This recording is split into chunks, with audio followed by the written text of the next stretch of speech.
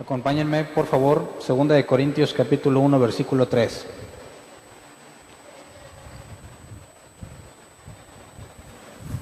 El domingo fui movido a misericordia y no les prediqué este tema, lo corté. Yo tenía la intención de ver el domingo, pero iba a ser mucho tiempo el que me iba a tomar. Entonces, el domingo iniciamos con la segunda carta a los Corintios y vimos todos los datos introductorios en cuanto al contexto, fecha, autor de la segunda carta a los Corintios. Vimos que en realidad no es la segunda carta, mínimo es la cuarta, y de las otras dos no tenemos referencias, se perdieron esas cartas. Entonces, lo que nosotros llamamos segunda carta a los Corintios, analizamos la parte de en el sí y en el amén, y analizamos lo que los creyentes que tienen la doctrina de la confesión positiva enseñan en cuanto a ese pasaje y cómo fácilmente derribamos esa doctrina al hacer una exégesis de ese pasaje, ¿verdad? Al analizarlo a profundidad. Entonces, la intención de hoy es partir de lo que vimos el domingo, de que el sí y el amén el artículo él es Jesús, no hace referencia a sí y amén la frase, sino a él sí y en él amén, donde el artículo él es Jesús, y por medio de Jesús las promesas de Dios son sí, y por medio de Jesús nosotros decimos amén. Entonces, el cumplimiento de las promesas está en Jesús, Él es el que nos sostiene, y podemos confiar que nosotros veremos el cumplimiento de esas promesas porque es la voluntad del Padre, que Jesús enseñó en Juan 6, que la voluntad del Padre es que ninguno de los que le da se pierda, que no se pierda ninguno de los que le dio. Entonces estuvimos analizando ese tema y para entender el día de hoy vamos a leer 2 Corintios 1:3, Nueva Versión Internacional dice: alabado sea el Dios y Padre de nuestro Señor Jesucristo, Padre misericordioso y Dios de toda consolación. Entonces, si vimos que las promesas de Dios se cumplen en Jesús, vamos a ver aquí en los primeros versículos de 2 Corintios 1 que está incluida en las aflicciones. Hay una promesa en cuanto a las aflicciones. Es: en el mundo tendréis aflicción, pero confiad, yo he vencido al mundo. Entonces, no es una sugerencia, no es mera información, es un hecho. En el mundo tendréis aflicción. Y Pablo aborda una experiencia en particular que él vivió y la comparte con los corintios, pero antes de llegar a ver esa experiencia quisiera que entendiéramos el tema de la consolación. El tema de hoy se llama Dios de toda consolación. Y es muy común escuchar entre los creyentes que Dios es mi consuelo, ¿no? En medio de una situación bien difícil acudimos a Dios para pedir consuelo. Dios nos consuela en medio de las tribulaciones. Muchas cosas que se escuchan. Según el diccionario, la palabra consuelo es ayuda o motivo que contribuye a disminuir la intensidad de una pena o un dolor. Entonces, cuando alguien te consuela, es alguien que por medio de palabras o de acciones hace que te duela menos, ¿verdad? Eso es lo que según el diccionario significa consolar o consolación. Entonces, cuando tenemos a un Dios de toda consolación, ¿qué entendemos o cómo lo relacionamos? Normalmente los cristianos buscamos a Dios para ser consolados y esto conlleva todo un trasfondo, una serie de acciones de cómo percibimos a Dios y de cómo entendemos a Dios como nuestro consuelo. Entonces yo me acuerdo que recién empezaba el cristianismo, lamentablemente no recibí una muy buena enseñanza y yo buscaba a Dios en medio de mis necesidades, de mis situaciones difíciles. Tuve muchas situaciones muy difíciles y me decían: tú acude a la iglesia para que Dios te consuele.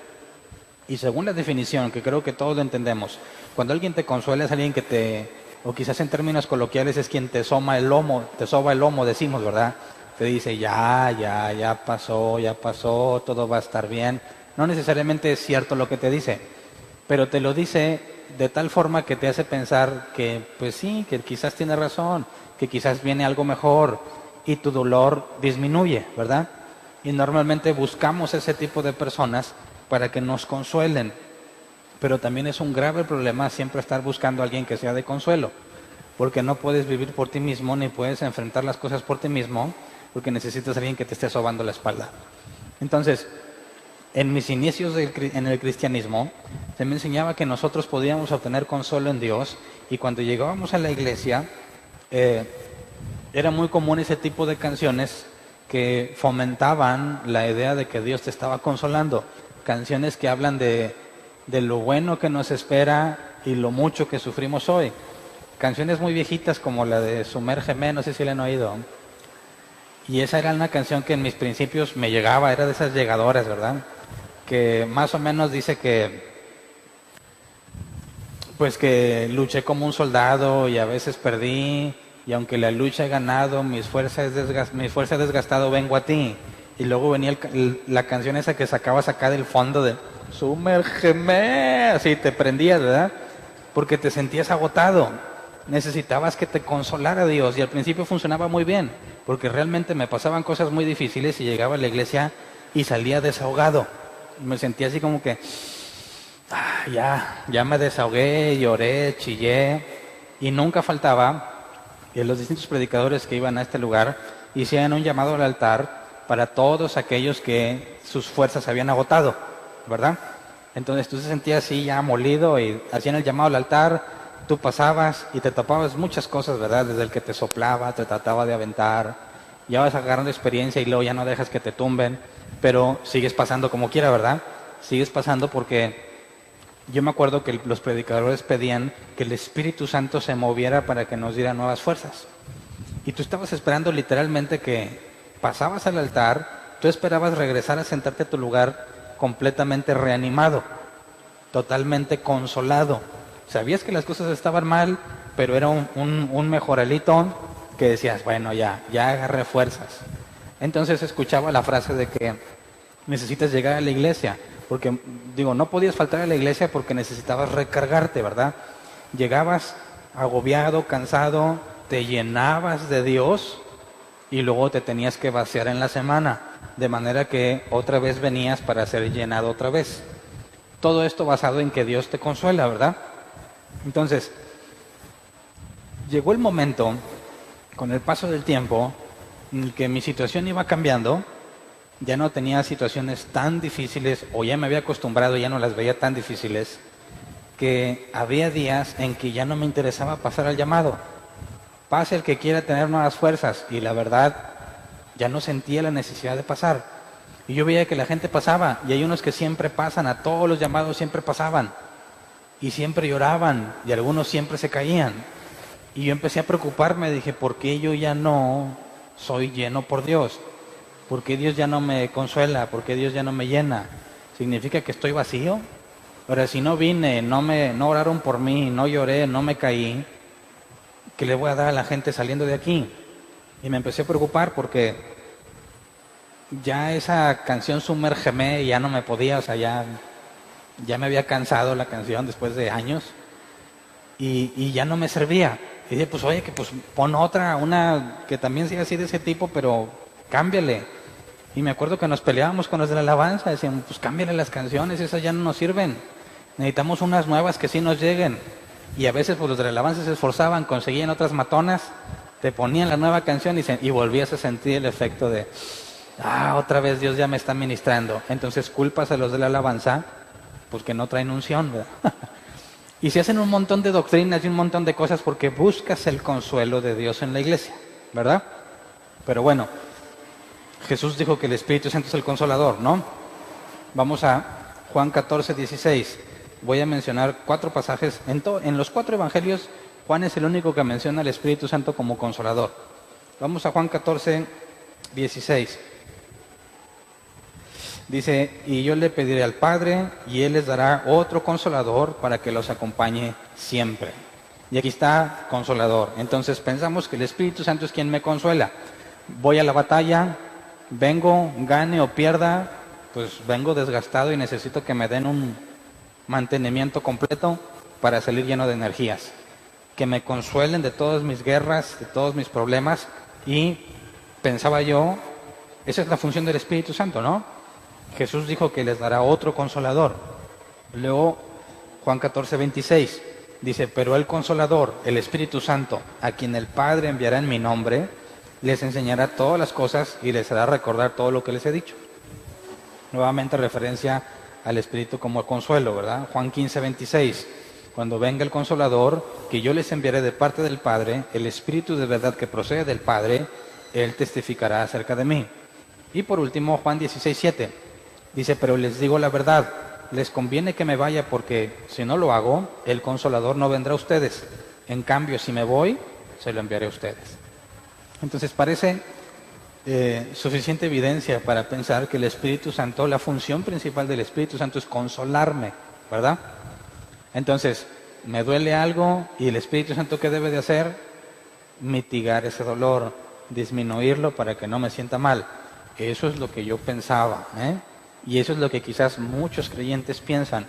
Pero hay un problema que después de yo de preocuparme mucho porque ya las canciones no me hacían efecto y porque ese modelo de venir a recargarme ya no me estaba funcionando, te empiezas a cuestionar cosas que pues es por pura misericordia de Dios que te empiezas a cuestionar. Primero piensas que eres un rebelde, ¿verdad? Y te sientes mal cuando tienes dudas en cuanto a lo que te enseñan. Pero cuando llega un punto en que ya estás bien fastidiado, como el punto en el que yo estuve, te empiezas a preguntar por qué tiene que ser así. Juan 14:16, leámoslo otra vez, dice, y yo le pediré al Padre, y Él les dará otro consolador para que los acompañe siempre. Y esto me llama mucho la atención. El Espíritu Santo nos acompañará siempre, ¿verdad? Entonces, ¿por qué me consuela? Si la idea de que voy a la batalla, ¿verdad? Algunos piensan que luchan con los demonios y luego regresan fatigados, cansados y el Espíritu Santo te consuela. ¿Por qué habría de consolarme si se supone que debe estar conmigo siempre? ¿No? Quien te consuela no es quien estuvo contigo en la batalla, es quien te espera en el cuartel general, en tu guarida, en tu casa. Si pensamos en el Espíritu Santo como el consolador, es aquel que nos espera en la iglesia, que nosotros salimos al mundo, luchamos y luego venimos a la iglesia para que nos consuele. Pero eso es completamente contrario a lo que dijo Jesús. Estará con ustedes siempre. Entonces, si está conmigo siempre, ¿cómo es que puede ser el que me consuela? ¿Qué hizo todo el tiempo mientras yo estuve en la batalla? ¿Me explico? Si estoy en la batalla peleando y me hieren, y luego otra, y digo, no, pero cuando llegue Dios me va a dar nuevas fuerzas. ¿Por qué esperar a llegar si debe estar conmigo siempre? ¿Me explico? ¿Entiendes el problema? ¿Qué estuvo haciendo entonces? Nomás estuvo viendo. Híjole, no, Hernán, se te están bañando. Y no, pero espérate que llegues a la iglesia y ahí te voy a restaurar. ¿Verdad? Entonces empiezas a ser cristianos dependientes de la alabanza, de las canciones llegadoras, de las canciones motivacionales para que obtengan nuevas energías, porque las perdieron en el transcurso de la semana. Lo raro es que si lo que Jesús dijo es cierto y el Espíritu Santo está siempre contigo, no tienes por qué esperar venir a ser consolado, ¿verdad? Es incongruente. Dios estaría diciendo, como vi una vez un ateo que criticaba a los creyentes, decía, imagínate que Dios es como un policía en un banco donde entra un asaltante. Amaga a todos, los amenaza con armas que los va a matar si no le dan el dinero. Dice, imagínate que tú eres el cajero o la cajera y llega este maleante y te apunta y te dice, dame el dinero, te quito la vida. Y resulta que entre que te tardas y no, este maleante ve que otro de los cajeros, no tú, trata de presionar la alarma, el botón que está escondidillo siempre, ¿verdad? Y cuando lo ve le dispara. Y luego te amenaza a ti, dame el dinero o también te mato. Total, le das el dinero y el maleante se va y tú ves a tu compañero muerto. Y dices, ¿qué pasó? ¿Dónde estaba Dios? ¿Por qué sucedió todo eso? ¿Verdad? Entonces, ellos aseguran que ese tipo de situaciones demuestran que no hay Dios porque es demasiada maldad hacia personas inocentes. Y dicen, pero si hubiese un Dios, sería como un policía que está viendo lo que sucede, no hace nada, se acerca al cajero que mataron y antes de que lo maten, le dice, ¿sabes qué? Te van a matar, pero no te preocupes, yo voy a consolar a tu familia. Y lo matan. Y después de que lo matan, Dios entonces va y consuela a la familia. Según las Escrituras, ¿es así como opera Dios? Si lo que Jesús dijo es cierto y está conmigo siempre, ¿por qué tendría que esperar a que las tragedias pasen para después consolarme? No tiene sentido, ¿verdad? Entonces, cuando nos empezamos a ser dependientes de un consuelo en la iglesia, estamos buscando elementos específicos en la iglesia que me hagan sentir mejor. No me importa aprender, no me importa entender. Quiero que me hagan sentir mejor, quiero que me consuelen. Y se supone que para eso está el Espíritu Santo. Pero es un grave error, gravísimo error ver al Espíritu Santo como lo traduce la NBI y la versión 60 también lo traduce así. Juan 14:16, Reina Valera 60, y yo rogaré al Padre y os dará otro consolador para que esté con vosotros para siempre. Entonces, si el Espíritu Santo está conmigo siempre y yo voy a la guerra, ¿cómo debería regresar de la guerra? Abatido, cansado, tienen que estar vendándome y restaurándome, o debería llegar como si nada porque el Espíritu Santo estuvo conmigo toda la batalla. ¿Qué opinas? Tú vienes a la iglesia después de una semana, en el peor de los casos, ¿verdad? O después de media semana si vienen las dos reuniones. ¿A qué vienes? No, pues vengo a llenarme y a agarrar nuevas vibras. Y entonces el Espíritu Santo que estuvo haciendo todos los días, ¿verdad? Así que es imposible que podamos concebirlo así, pero aparentemente tenemos un problema con lo que dice la Escritura, ¿no? Fíjate lo que dice la traducción lenguaje actual de Juan 14:16. Dice, yo le pediré a Dios, el Padre, que les envíe el Espíritu Santo para que siempre los ayude y siempre esté con ustedes. Y no dice, no menciona la palabra consuelo ni consolador. Y aunque la traducción lenguaje actual no es una traducción literal, en este pasaje en particular es el que mejor tradujo lo que el original dice. Porque la palabra consuelo no está en el original, ni consolador. La palabra que aparece en el original es paracletos. Y quisiera decirte la definición. Paracletos se traduce como acudir al llamado de ayuda de alguien, ser abogado de alguien o asesor de alguien. Y la palabra paracletos viene de la palabra griega parakaleo, que es una palabra compuesta para y kaleo. Para es estar muy cerca, al lado de, y kaleo es hacer un llamado. Entonces se puede traducir de la siguiente manera, porque encontré en varios diccionarios que un paracletos también se le denominaba a un abogado que te defiende en un juicio. ¿Qué tiene que ver paracletos, el estar cerca de ella, hacer un llamado, con un abogado? Bueno, se puede traducir como un defensor legal que hace un llamado de justicia correcto porque está muy cerca de la situación. Es decir, imagínate que, como en las novelas, dice, tenemos un doctor de cabecera, un doctor familiar, un abogado familiar. Un abogado que no nada más trabaja para ustedes, sino que conoce muy bien a la familia. Que conoce a todos, conoce sus vidas, conoce sus situaciones, y cuando te metes en un conflicto legal, le hablas para que te defienda porque sabe perfectamente cómo eres, cómo vives, y te puede defender mejor que ningún otro abogado.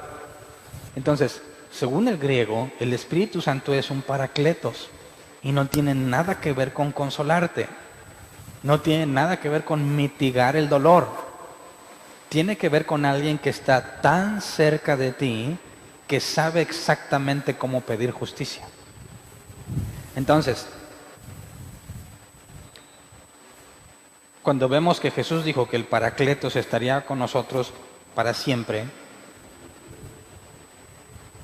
no hay ningún problema en pensar que es una persona tan cercana a mí, que conoce mi vida y mi situación, que sabe cómo defenderme, y el hecho de estar conmigo para siempre. Pero si lo ves como un consolador, el que te mitiga el dolor, créeme que sería algo completamente inútil, ¿no crees?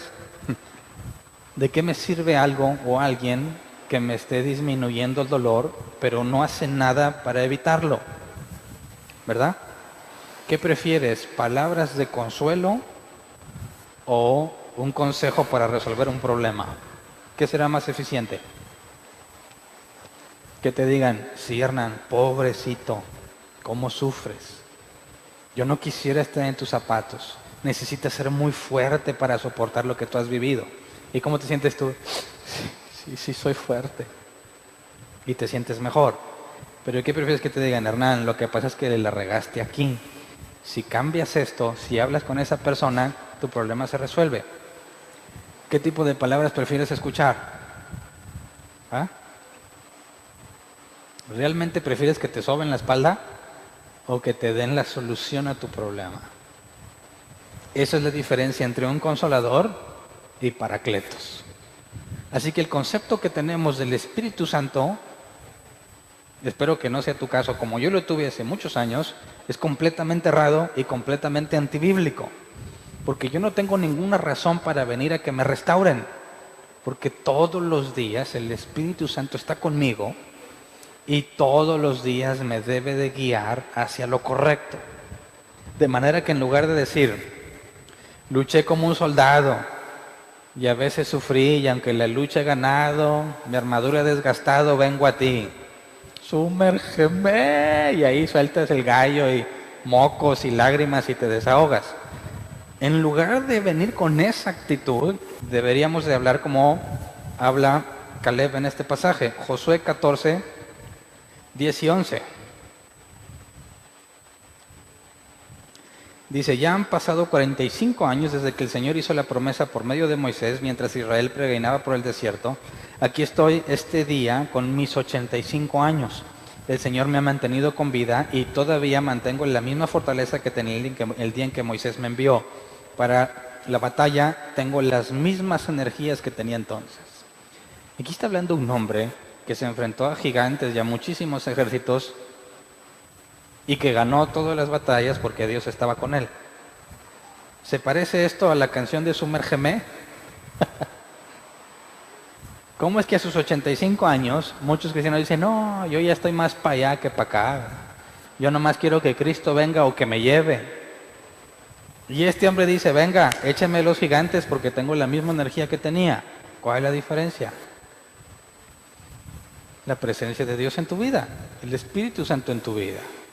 No sé si me explico. Si el Espíritu Santo te enseña todas las cosas y te guía la verdad, y yo tengo una relación con Dios, es decir, no soy cristiano de boca, que digo, sí soy cristiano, porque mira, no fumo, no tomo, voy a la iglesia y escucho las prédicas de Hernán Valdés. Ah, no, entonces sí eres buen cristiano. Eso no vale para nada, para nada. Eso no te hace cristiano, ¿verdad? Oye, pero ¿cada cuánto lees la Biblia? No, es que tengo muchas ocupaciones. Sí, mira, sirvo en la iglesia esto y luego lo otro y luego entre semana. Tengo muchas cosas que hacer para Dios. ¿Qué horas? Horas.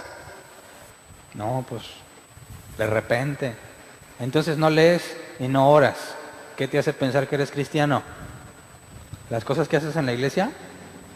En aquel día muchos dirán, Señor, Señor, en tu nombre eché fuera demonios, sané a los enfermos, hice milagros.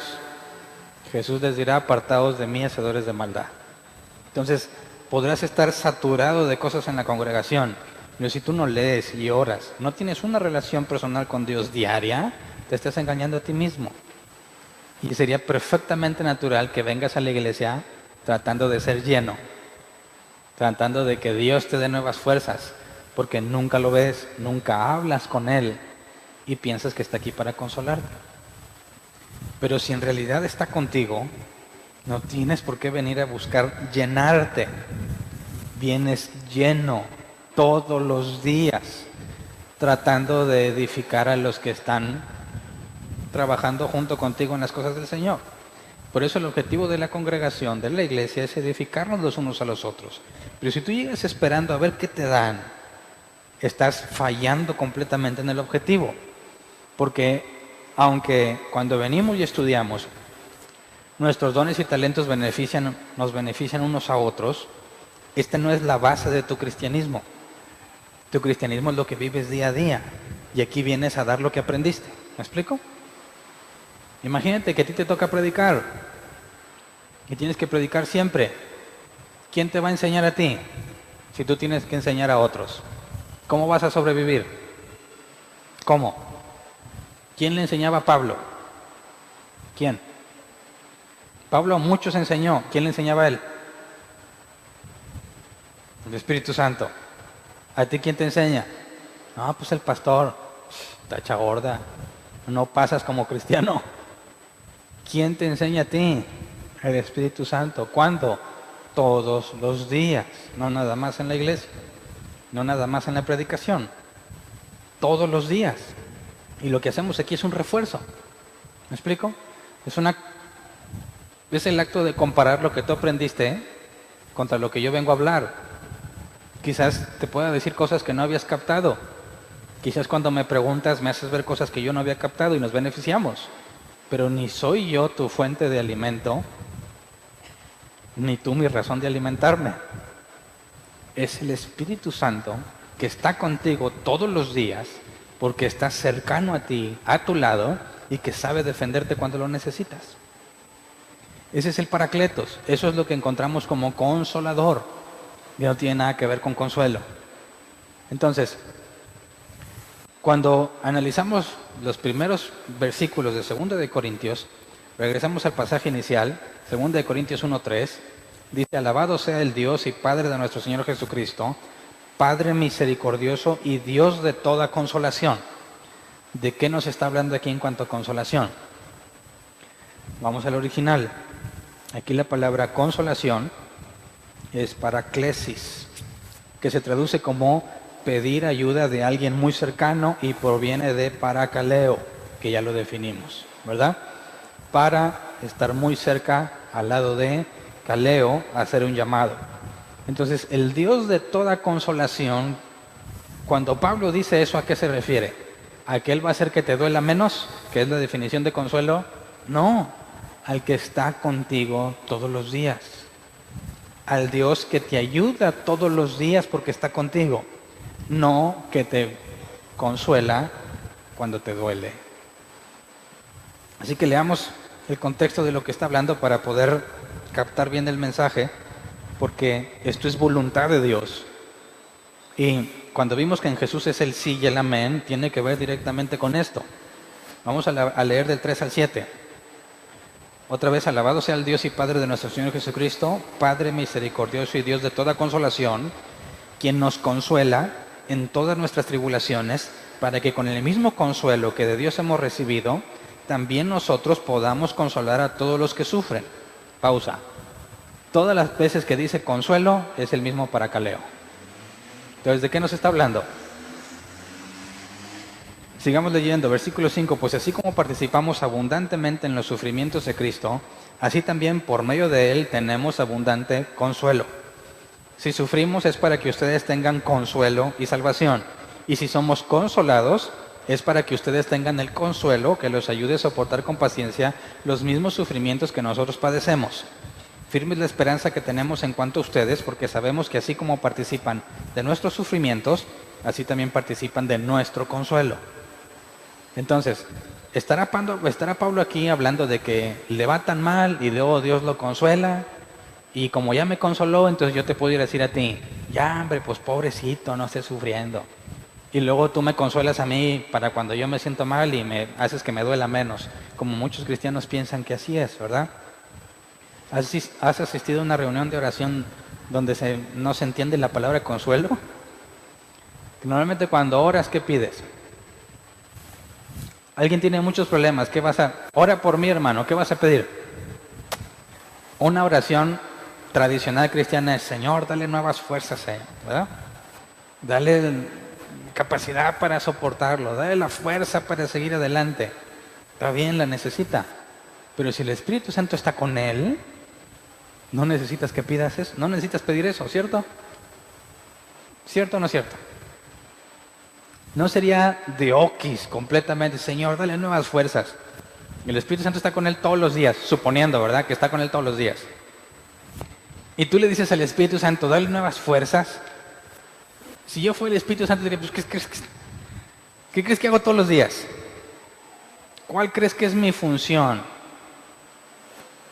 Quizás el Espíritu Santo diga: Hernán, ¿sabes qué? Ese es un muy buen tip. No le había pensado. Quizás si le doy fuerza todos los días, quizás salga adelante. ¿Tú crees que le puedes dar un buen consejo al Espíritu Santo e indicarle cómo hacer las cosas? Claro que no. Claro que no. Y sin embargo esa es la oración de muchos creyentes, ¿sí o no? ¿Por qué oran así? Porque no han entendido que el consuelo es estar cerca de, y nosotros físicamente no podemos estar cerca de todos ustedes. Yo no puedo estar cerca de todos ustedes para consolarlos, en el sentido bíblico de Paracleto. Para eso está el Espíritu Santo. ¿Me explico? Entonces, cuando dice, versículo 4, quien nos consuela en todas nuestras tribulaciones, ¿qué significa? Que en medio de toda situación difícil, ahí está, cerca de ti, pidiendo justicia en todo momento. ¿Me explico? El Espíritu Santo intercede por nosotros con gemidos indecibles. ¿Se acuerdan? Entonces, ante cada situación, porque acuérdate que la Biblia dice que no te vengues porque la venganza es de Dios, ¿verdad? Eso no significa que va a haber impunidad, que el malvado no va a recibir castigo. Lo que Dios está diciendo es, no te desquites tú, yo hago justicia. Entonces, en medio de las tribulaciones, ¿qué sería una tribulación en este concepto de lo que está hablando Pablo? ¿Qué clase de tribulaciones se hace referencia aquí? Sigamos leyendo. Dice, pues así como participamos abundantemente en los sufrimientos de Cristo, así también por medio de Él tenemos abundante consuelo. Entonces nos está diciendo, los sufrimientos de Cristo, ¿cuáles son esos? En el mundo tendréis aflicción, ¿verdad? Pero confiad, yo he vencido al mundo. ¿Cuándo podemos asegurar que estamos sufriendo por causa de Cristo? Cuando agarraste bibliazos a un ateo y luego te insulta, ¿estás sufriendo por causa de Cristo? No. Cuando a fuerza quieres evangelizar a las personas hasta que les caes bien gordo y ya no te quieren hablar, ¿sufres por causa de Cristo? No. Sufres por tu culpa, por inoportuno. ¿Cuándo sufres por causa de Cristo? Hay un caso muy claro. Imagínate que nos aplicaran las mismas leyes, que quizás no estamos tan lejos, que nos aplicaran las mismas leyes que estaban sobre ellos. Cuando Jesús dijo que nadie puede llamarlo Señor a menos de que tenga el Espíritu Santo, ¿a qué se refería? Jesús dijo, en aquel día me dirán, Señor, Señor, en tu nombre echamos fuera demonios, ¿verdad? Y Jesús les va a decir, apartaos de mí, hacedores de maldad. ¿Cómo conciliamos estos dos pasajes? ¿Cómo es que Jesús dijo que el que le llama Señor es porque tiene el Espíritu Santo, ¿verdad? Y el que tiene el Espíritu Santo, Pablo nos enseña que es la garantía de tu salvación. Y luego el mismo Jesús nos dice, en aquel día me dirán, Señor, Señor, pero no son salvos. ¿No te parece que se contradice? Sería una contradicción que si no le puedes decir Señor, a menos que tengas el Espíritu Santo, pero estos le van a decir Señor y no tienen el Espíritu Santo, entonces ¿de qué nos está hablando Jesús? Necesitamos el contexto histórico. Resulta que se proclamaba a César como Señor. La palabra griega para Señor es Kurios y es el dueño de todo. Cuando a la gente que estaba bajo el Imperio Romano le decían tienes que declarar que César es el Señor, los cristianos no podían decir eso. Y se supone que los cristianos decían Jesús es el Señor y les podía costar la vida, mínimo unos azotes. Así que cuando Jesús dijo, nadie me puede decir Señor a menos que tenga el Espíritu Santo, ¿a qué hace referencia? Qué loco cuando le preguntan, di que César es el Señor, va a decir, no, Jesús es el Señor. ¿Qué le va a pasar? Lo pueden matar. ¿Qué loco se atreve a decir eso? Solamente el que tiene el Espíritu Santo para no doblegarse ante tal amenaza de muerte, ¿verdad? Pero mucha gente le puede decir Señor y no es su Señor realmente. Entonces, viéndonos que es el mismo contexto cultural de Pablo, te enfrentas a este tipo de cosas, postrarte ante alguien, negar a Jesús y mantenerte en firme. Pablo vimos que se metió en problema con Diana de los Efesios cuando predicando el Evangelio, muchos empezaron a creer en el mensaje y dejaron de comprar las figuritas de Diana. Y los que hacían las figuritas se enojaron y dijeron, pues nos está yendo mal por causa de Pablo. Hicieron un alboroto y lo apedrearon hasta que pensaron que estaba muerto. ¿Sufrió por causa de Cristo? Sí. Entonces, ¿qué es lo que dice aquí? Así como participamos abundantemente en los sufrimientos de Cristo, en todas las cosas que le hace la gente por predicar a Jesús, por decir la verdad, dice, por medio de Él tenemos abundante consuelo. ¿Cómo que por medio de Él? Jesús dijo, les enviaré al Consolador, al Espíritu Santo. Entonces, tenemos abundante, esta palabra abundante, consuelo, al mezclarlas tenemos un gran recurso al lado nuestro, tenemos al Paracletos, al que siempre está con nosotros en medio de todas esas tribulaciones. Así que no es para que tengas una actitud de que necesitas que te consuelen. No es de que, ay Señor, ya no puedo más, algo estás haciendo mal. Porque si el Espíritu Santo está contigo, Él es el que te indica cómo resolver las cosas, así que no tendrías por qué vivir así. Versículo 6, si sufrimos es para que ustedes tengan consuelo y salvación. ¿Cómo? ¿Cómo aplicamos esto? Si sufrimos, dice Pablo, es para que ustedes tengan consuelo y salvación. O sea que si a Pablo le iba bien mal, ¿eso hacía que le fuera bien a los otros? Es imposible, ¿verdad? Eso no tiene nada que ver, no hay conexión entre el sufrimiento de Pablo y el bienestar de los otros. Pero si lo tomamos en contexto, ¿por qué sufría Pablo? Por causa de Cristo. ¿Y qué hacía Pablo? Predicaba a Cristo. Entonces, cuando Pablo se avienta esos sufrimientos, ¿qué ganaban los que escuchaban el mensaje? Consuelo y salvación. El Espíritu Santo era derramado sobre los creyentes y se salvaban. ¿Me explico? Así es como sus sufrimientos, el estar predicando de Jesús, el ser apedreado, encarcelado, azotado, hacía que hubiese salvación y consuelo que solamente trae el Espíritu Santo, porque la palabra también aquí es paracaleo. Por medio de lo que Pablo hace y le va tan mal, muchas personas empezaron a recibir de Dios. Se alcanzaron aquellos que Dios había definido que lo conocerían por medio de los sufrimientos de Pablo. Pero no hay una conexión directa de que si yo sufro a ti te va a ir bien. No. Sufría por predicar a Cristo. Y como era Cristo predicado, aquellos que Dios traía salvación recibían al Espíritu Santo, que es el Consolador, y la salvación por consecuencia. ¿Me explico? Y luego, y si somos consolados es para que ustedes tengan el consuelo que los ayude a soportar con paciencia los mismos sufrimientos que nosotros padecemos. Entonces, si el Espíritu Santo está con ellos y esto los habilita a seguir sufriendo, es para que ellos, cuando llegue el momento, con el Espíritu Santo, sufran lo mismo. Pero es el Espíritu Santo quien te mantiene firme porque está todos los días contigo. ¿Me explico? Versículo 7. Firme es la esperanza que tenemos en cuanto a ustedes, porque sabemos que así como participan de nuestros sufrimientos, así también participan de nuestro consuelo. Entonces, tiene una esperanza en cuanto a ellos.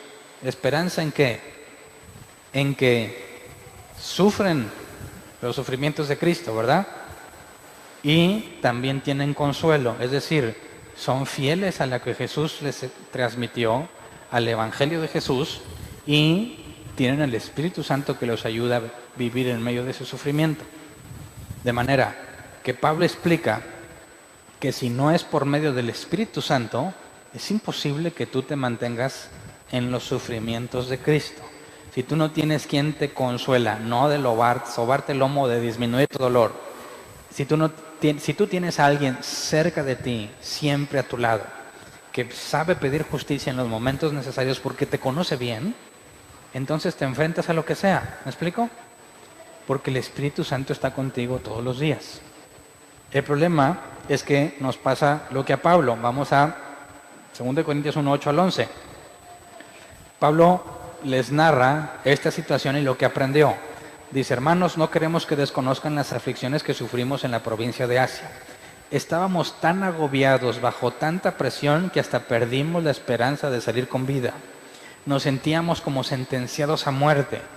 Pero eso sucedió para que no confiáramos en nosotros mismos, sino en Dios que resucita a los muertos. Él nos libró y nos librará de tal peligro de muerte. En Él tenemos puesta nuestra esperanza y Él seguirá librándonos. Mientras tanto, ustedes nos ayuden orando por nosotros. Así muchos darán gracias a Dios por nosotros a causa del don que se nos ha concedido en respuestas a tantas oraciones.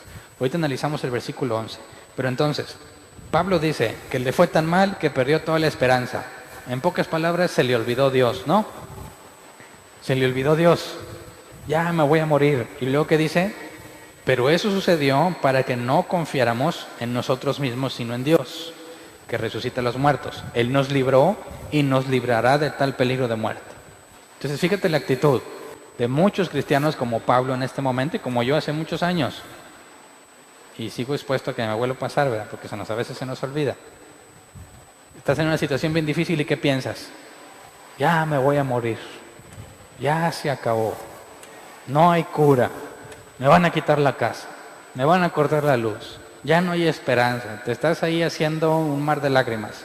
Y se te olvida que el Espíritu Santo está contigo todos los días y que no estás enfrentando esa situación solo.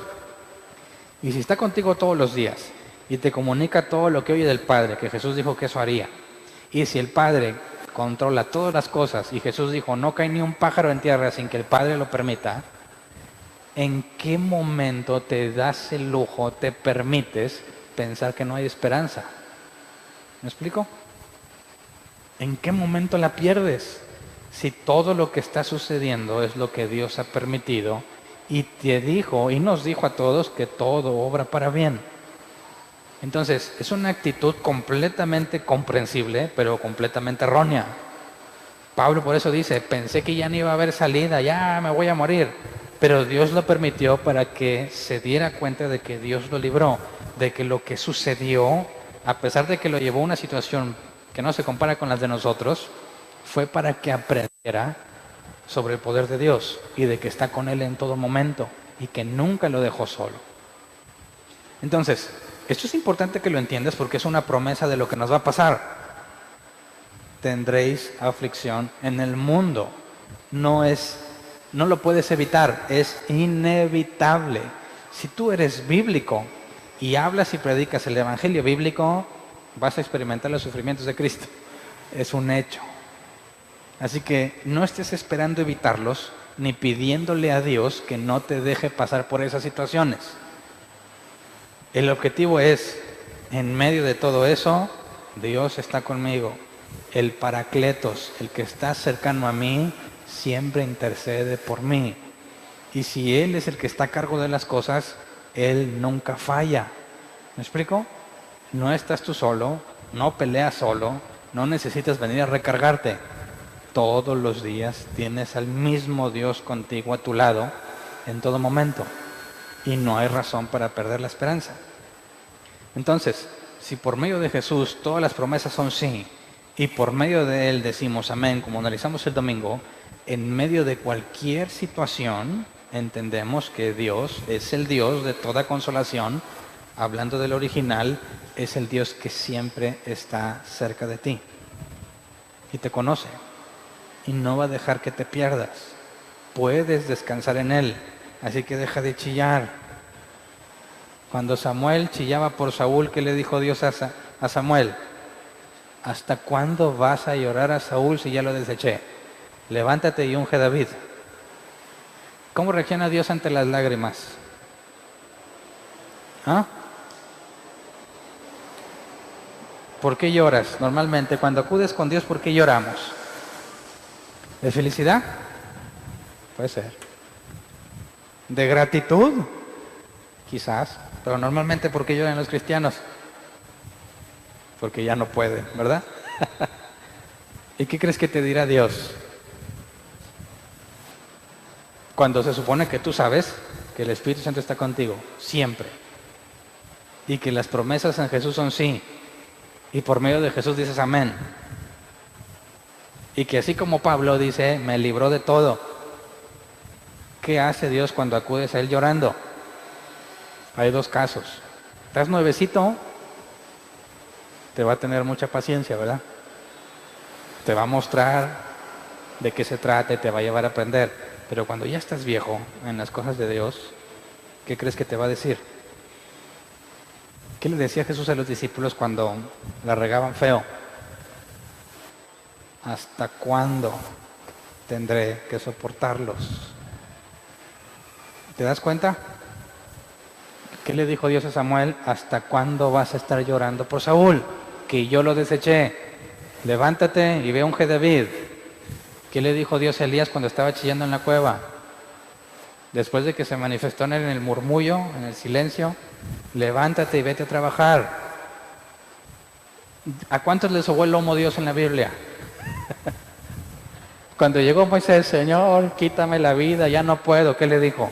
Pobrecito Moisés, te comprendo. Hombre, tú échale. Le dijo, a ver, trae otros 70 y voy a repartir la carga, pero sigues jalando, ¿verdad? Es un error gravísimo venir a ser consolados por Dios en el sentido de que te mitigue el dolor. Si haces eso es porque no lo conoces, porque no hablas con Él. No eres, bueno, sería muy atrevido de mi parte, no tienes lo que un cristiano debe tener. No tienes los elementos más básicos y fundamentales de un creyente. Hablar con el ser que ama sobre todas las cosas, ¿no? Se supone que amamos a Dios por encima de todo, pero no hablas con Él. Amas a Dios por encima de todo, pero no lees lo que te escribió. ¿Te creeré? Se me hace que no te creo. No te creo que lo ames, no creo que sea tu Señor, porque no te importa ni lo que tiene para ti, ni lo que quiere que hagas. ¿Cómo sé que no te importa? Porque nunca se lo preguntas, nunca lo investigas. Estás tan ocupado en tus quehaceres que ignoras por completo al que se supone que sirves. Entonces, por medio de Jesús nos vamos a enfrentar a estas situaciones. Y no son para venir a llorar. Son para tener siempre en la mente que todo lo que sucede está bajo control de Dios y que Él nunca se apartó de ti, aunque hayas pecado horriblemente. ¿Cierto? ¿Qué te separará del amor de Cristo? Ya lo estudiamos. Nada. ¿A dónde puedes huir de su presencia? A ningún lado. ¿Qué tal si pequé feo? Él estuvo ahí mientras pecabas. ¿Cierto? Y Él es fiel. Si nosotros somos infieles, Él no deja de ser fiel. No se puede negar a sí mismo. Entonces, cuando hablamos sobre todas las promesas que Dios tiene para nosotros, y lo mencionaba el domingo, no idealices una vida de bienestar. Es un grave error al que podemos llegar.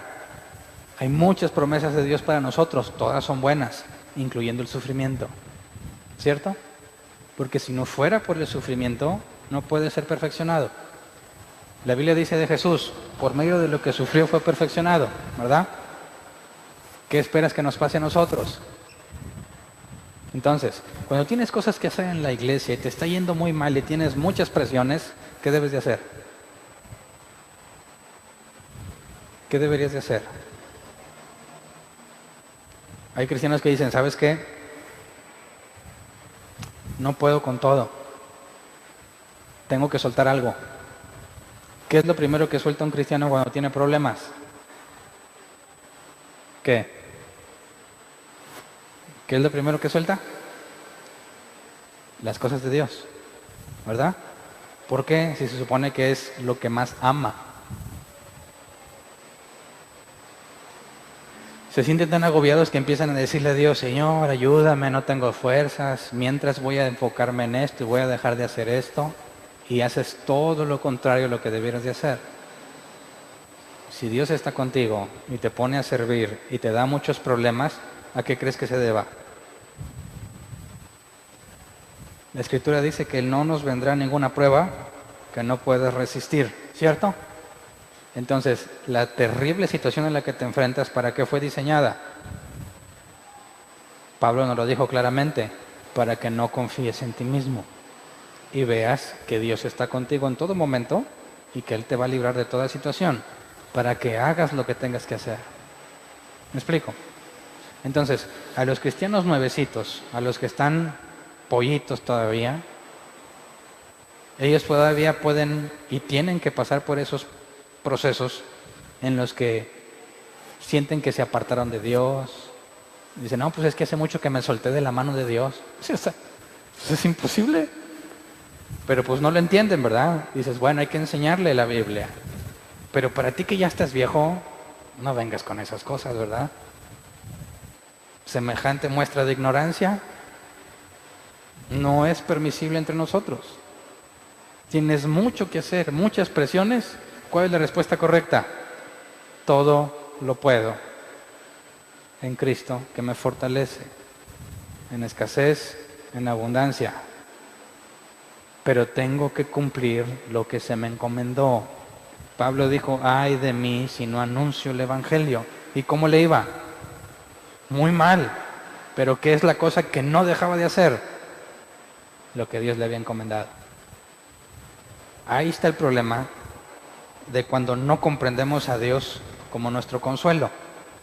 Que pensamos que lo que Dios quiere es que no te duela, ¿verdad?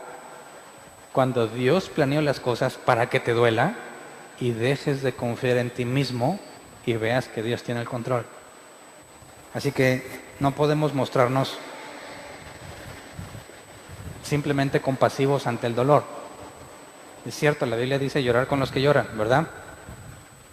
Cuando una persona sufre, nos puede doler, pero jamás es la actitud tratar de mitigar su dolor.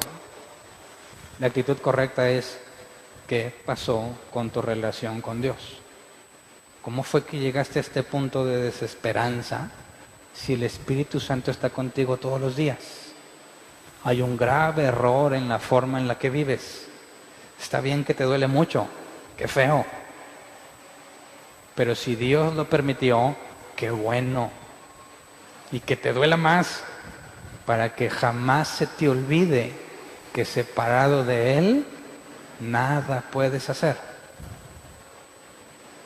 Entonces, pobrecita, la hermana Julia, no sé, la hermana Chana, le está yendo bien mal. ¿Es cristiana? Sí. ¿De las de veras? Sí. ¿Por qué pobrecita? Si su Señor le ha puesto esa situación, no es para destruirla y la va a hacer mejor creyente. Así que no tenemos por qué andarnos compadeciendo de los que sufren. Nos duele, porque entendemos lo que es, pero no es para sobarles el lomo. ¿Me explico? Se oye frío, pero es la forma en la que Dios te trata, ¿no? Es la forma en la que avanzamos. Si tu hijo quieres que aprenda a andar en bicicleta, pero no quieres que se caiga, ¿cómo le vas a hacer? ¿Se va a caer para aprender a andar en bicicleta, sí o no? Sí. Qué oso que esté grandote y no sepa andar en bicicleta, sin ofender a nadie. ¿Sí los has visto a los grandotes tratar de aprender a andar en bicicleta? ¿Tratar de patinar los has visto? ¿Ya grandotes tratando de patinar? Pues bueno, qué bueno que se animan, pero el ranazo que van a dar les va a doler mucho más que cuando estaban chiquitos, ¿no? ¿Sí o no? Entonces, si tú quieres que tu hijo esté preparado para una tarea, sabes que se va a caer, sabes que va a llorar, sabes que le va a doler, pero es mejor que pase por ahí para que esté preparado, ¿sí o no? ¿Cómo ve Dios nuestra situación? Exactamente igual. Entonces, cuando Pablo habla sobre las promesas, tenemos que tener siempre en presente que la aflicción es parte de la promesa y que necesitas acudir a Dios todos los días, porque no nos avisa Dios cuando nos va a suceder algo, ¿verdad? ¿A quién de aquí Dios le advierte, hoy te va a pasar algo malo, de manera que ya estabas esperándolo? ¿Alguien de aquí? ¿No? Entonces te puedes dar el lujo de decir, mira, como Dios no me dijo nada que me va a pasar nada malo, hoy no hablo con Él. Y ya cuando me pase digo, Señor, ten compasión de mí. No te puedes dar ese lujo. Todos los días debes de acudir a Dios y decirle, aquí estoy. Venga lo que venga este día, sé que proviene de ti. Y si proviene de ti es lo mejor que me puede pasar. Ayúdame a resistir. Ayúdame a estar firme. Y cuando te pase algo malo no vas a decir, Señor, ¿por qué? ¿Estoy en pecado? Dices, qué bárbaro. Es lo normal. Ahora, ¿todo te sale bien? Te tengo malas noticias. Si todo te sale bien, ¿cuál es la conclusión lógica bíblicamente hablando? Algo no se está cumpliendo en ti. En el mundo tendréis aflicción. ¿Verdad? Si tú vives nuestra vida en esta sociedad, como todos los regiomontanos, tratando de tener una vida bien, sacrifican a sus familias, sacrifican a sus hijos, de lleno se dedican a trabajar, hombre y mujer trabajan en la casa y les valen gorro los hijos. Los hijos son criados por otras personas. Tienen una tele grande, un carro bonito, buena ropa, o el teléfono más nuevo, pero están podridos por dentro. Y no estoy hablando de los que no conocen a Dios, estoy hablando de los creyentes. Están podridos y nada de lo que compraron se lo van a poder llevar. Y es imposible recuperar el tiempo que perdiste. Así que no le tengas miedo a la aflicción. La aflicción es parte necesaria del cristiano. No te enfoques en tratar de evitarlas. Más bien dile a Dios, cuando lleguen, dame gracia para resistirlas. Y vive el día de hoy. Disfruta el tiempo que se te concedió hoy. Porque una cosa es segura, no siempre te va a ir bien, ¿verdad? Disfruta los días buenos en tanto que llegan los malos. Un proverbio que dice que el sabio tiene presente el día de su muerte siempre. Solo el necio piensa que nunca se va a morir. ¿Cuántos necios hay aquí? Que piensan que mañana van a hacer su vida normal y ni siquiera consideraron la posibilidad de que hoy sea su último día. ¿Cuánto tiempo pensaba Pablo que iba a vivir? ¿No estaba constante peligro de muerte todos los días? ¿De qué hablaba Pablo siempre? De estar firmes en las aflicciones. Así que cometemos un error y espero que Dios nos permita, nos conceda comprenderlo y entender cómo es Dios, que está con nosotros siempre y que no tienes que esperar para que te consuele. Él es tu sustento, o debiera de serlo todos los días.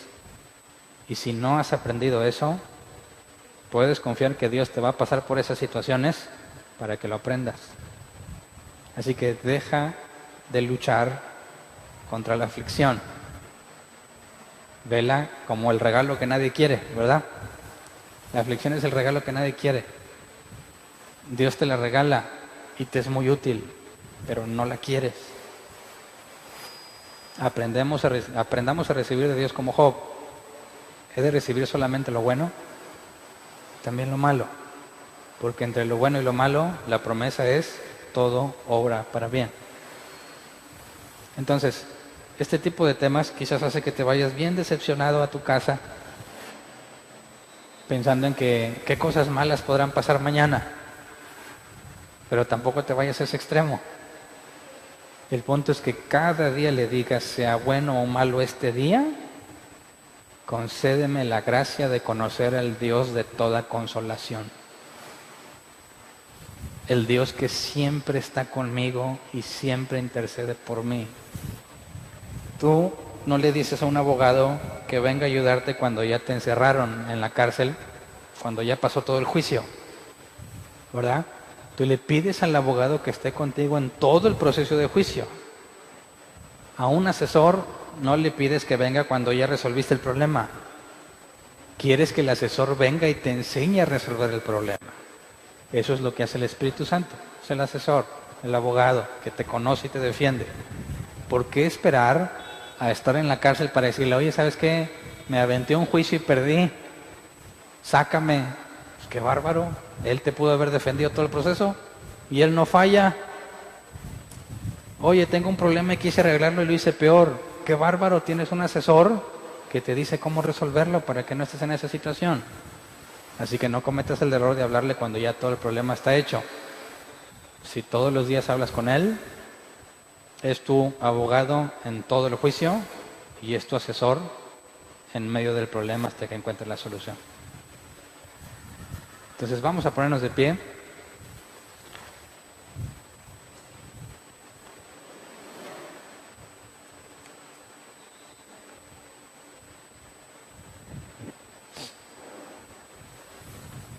Hay mucho trabajo en la iglesia. Hay muchas necesidades que suplir y no hablo solamente de dinero. Necesitamos los talentos, los dones que Dios te haya dado. Y quizás estás muy ocupado en otras cosas y lo has dejado como algo secundario, terciario. Te vas a dar cuenta, espero que te ahorres ese problema, pero te vas a dar cuenta que va a llegar un punto en que vas a venir a buscar que te sobe el lomo Dios. Que vas a venir a buscar que te restaure todo lo que perdiste. Porque la verdadera felicidad, según la Escritura, está en servir a Dios. Y si tú no sirves a Dios porque tienes otras cosas que hacer, estás errando gravemente en lo más esencial de un cristiano. En medio de tantas cosas que tenemos que hacer, nuestro servicio a Dios es fundamental. Tenemos que poner todo en orden, ¿no? Si no sabes gobernar tu casa, no puedes servir. Eso no significa que te puedes dar el lujo de servir hasta tener en orden todo. Es una interpretación errónea. La interpretación correcta es, tengo que tener todo en orden para servir ya. Tengo que hacer todo lo posible por arreglar mis asuntos para servir ya. No voy a servir hasta que arregle mis asuntos. ¿Entiendes la diferencia? Se necesita servir en el área que Dios te ha encomendado. Y yo tengo que ser muy honesto contigo. ¿Bajo qué razones le puedes decir a Dios, no tengo tiempo? Ven a trabajar, Hernán. Dios, no tengo tiempo. Tengo mucho trabajo. Tengo muchos quehaceres. ¿Qué crees que te va a decir Dios? ¿Es una respuesta válida ante la invitación a servir? Cuando Dios te dice, ven a servir, arregla las cosas que tengas que arreglar, porque esa invitación no es despreciable. Servirle a Dios es lo mejor que te puede pasar. Es la esencia de la felicidad. No cambies lo más valioso que tienes por cosas que brillan. Entonces vamos a orar y pidamos esto. El Dios de toda consolación, el que está contigo siempre, el que está conmigo siempre, pidámosle que nos dé la sabiduría que necesitamos cada día para resolver nuestros asuntos y poder trabajar en lo que se nos ha encomendado, como ven. Y si alguno de entre nosotros no lo entiende, pidamos esto especial. Señor, trátalo como a Pablo. Llévalo a una situación donde sienta que ya se va a morir para que entienda que Dios siempre tuvo el control y que se estuvo preocupando de Oquis. ¿Estamos de acuerdo? Vamos a orar, Señor. Entonces, gracias porque nos has tenido mucha paciencia. Gracias porque tus misericordias son nuevas cada mañana. Gracias porque en medio de tantas ocupaciones que tenemos, a veces nos dejas caminar por lugares que no debiéramos para que aprendamos que nuestras decisiones están muy lejos de las tuyas, que como dice la Escritura, mis pensamientos no son tus pensamientos y que la forma en la que vemos las cosas no necesariamente es la forma en que tú estás haciendo las cosas. Así que queremos conocer al Dios de toda consolación, ese Dios que está con nosotros día con día, que nos ayuda a tener todo bajo control, que cuando sentimos que perdemos el control, tú nos enseñas que tú nunca lo pierdes, que tú siempre lo has tenido y que simplemente nos estás dando una lección. Queremos conocer al Dios que no se espera que regresemos de la batalla para sanarnos, sino al Dios que nos da fuerzas cada día para seguir con la batalla. Queremos ver cristianos como Pablo, que sufren lo que corresponde al cristiano y que siguen dispuestos a hacerlo, que saben que tienen que poner en orden su vida, pero que no dejan para último lugar el trabajo que les has encomendado. Señor, ante tanta necesidad entre nosotros como congregación y afuera entre las personas que buscan sana doctrina, concédenos no estar a gusto si no estamos haciendo algo al respecto. Concédenos que nos quites la paz, que nos quites la tranquilidad, para que no seamos flojos y negligentes en lo que corresponde, sino que podamos saber aprovechar los tiempos que nos has concedido para poder trabajar en la cosecha. Envía obreros a tu mies. Sabemos que hay muchas personas que están buscándote, que buscan quien enseñe sana doctrina, que buscan quien dé el ejemplo de cómo es la vida cristiana. Concédenos ser como los hermanos mayores.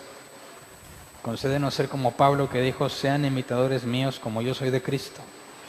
Concédenos ser humildes cuando nos equivocamos y saber ser firmes cuando nos cuestionan. Saber resistir cuando tengamos que resistir la tentación y saber conceder cuando lidiamos con nuestros hermanos.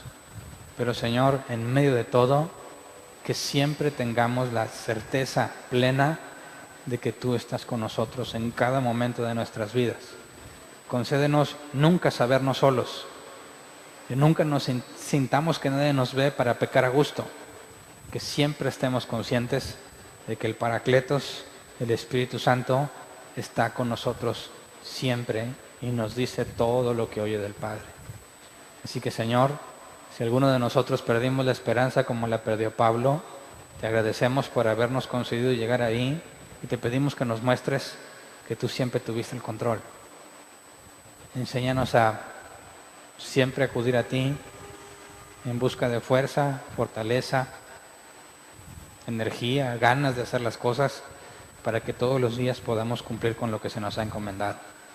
De antemano, Señor, sabemos que Tú tienes control de todo y que entre nosotros has preparado personas y las has capacitado para que hagan de frente la tarea que tenemos por delante. Te pedimos en Tu misericordia que les permitas verlo con toda claridad y que les quites todo lo que estorba para que puedan cumplirlo. Aquellos que están tan ocupados en distintas actividades, quítales todo lo que estorba, Señor, para que puedan ver que no hay nada más importante que servirte a Ti y a Tu reino, Señor. De antemano, gracias por Tu perdón, gracias por Tu paciencia y Tu misericordia, pero concédenos la disciplina que corresponde a hijos Tuyos, Señor. Gracias de antemano. Amén. Pueden sentarse. ¿Alguien tiene una pregunta con respecto al tema? Buenas noches. Nada más del versículo 11, ¿lo vas a dejar para el siguiente? A ver, disculpen, pasó el camión y no entendí nada. Ok. ¿Me puedes repetir la pregunta? Sí. En el versículo 11 lo dejas para la siguiente clase. Ah, sí, se me pasó, ¿verdad? En cuanto a la oración. Ustedes díganme si los explico brevemente o lo dejamos para la otra. ¿Qué dice el público? Levante la mano el que lo dejamos para la otra. Bueno, entonces asumo que todos los demás votan lo contrario, ¿verdad? Dice: mientras tanto, ustedes nos ayudan orando por nosotros. Así muchos darán gracias a Dios por nosotros a causa del don que se nos ha concedido en respuesta a tantas oraciones. ¿Qué significa esto? Significa que mientras más gente pida, más probable es que Dios lo conceda. Se puede entender así, ¿verdad? Fíjate. A causa del don que se nos ha concedido en respuesta a tantas oraciones. Y ya hemos hablado de que para qué sirve la oración. Y esta palabra, oraciones, acuérdate que es intercambiar deseos. Entonces, cuando entendemos el significado de la palabra oración, dice: mientras tanto, ustedes nos ayudan orando por nosotros. ¿Qué significa esto? ¿Qué están haciendo todos? Intercambiando deseos con Dios por ellos. Así que, ¿qué es lo que pedirían? Señor, una oración válida al intercambiar un deseo de: Señor, concédele seguir vivo. Concédele fuerza si se enfrenta a los leones. Concédele paciencia en medio de las dificultades. Es lo que te pedimos. Si lo aprecias, yo deseo que Dios le dé eso. Que lo más seguro es que se lo va a dar, ¿verdad? Pero ¿qué tal si yo le pido: Señor, líbralo de las tribulaciones? Ponle un cerco protector para que nadie lo toque. Dios, ¿qué haría al respecto con esa oración? Desde ese momento, ¿Pablo dejaría de sufrir porque Dios respondería a tantas oraciones? No tiene sentido.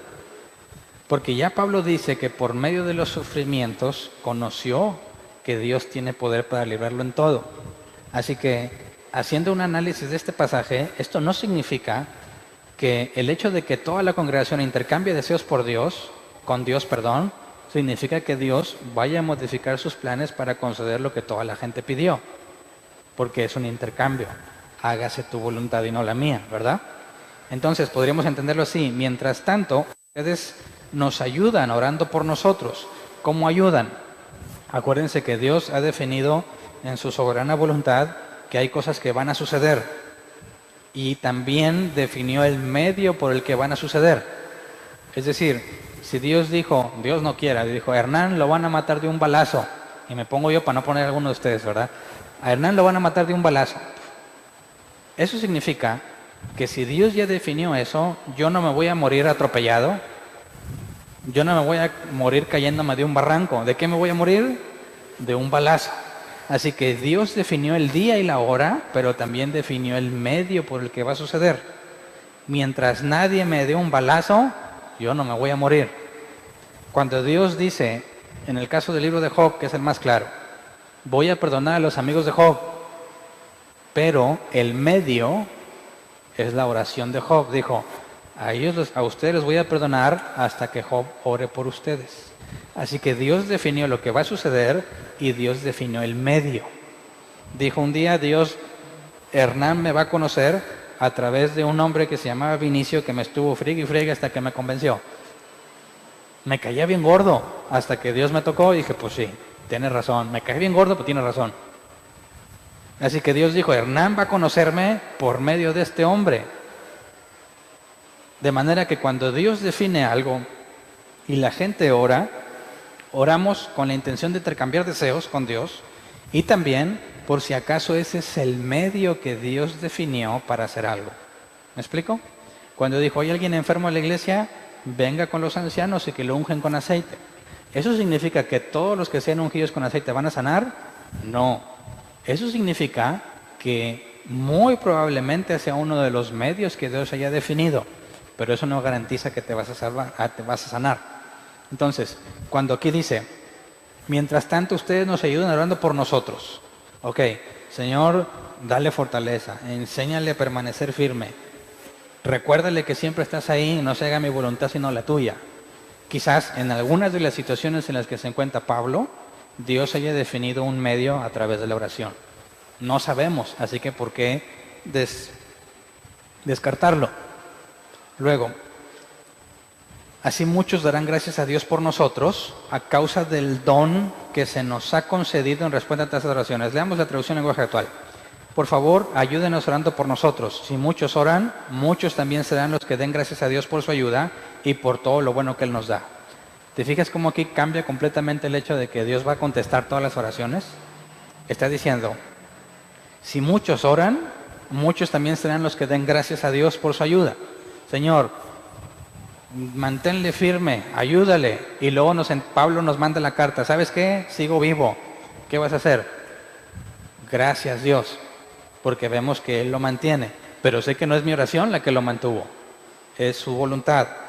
Y por todo lo bueno que Él nos da. Es decir, te sientes bien porque te das cuenta de que Dios lo está cuidando. Pero eso para nada significa que si todos se pueden orar por mí, vamos a convencer a Dios de que me sane. ¿Me explico? Porque si piensas así, ignoras por completo el significado de la palabra oración en griego. Creo que es proskomai, intercambiar deseos. ¿Queda claro este pasaje? Ok. Entonces, ¿alguna otra pregunta? ¿No?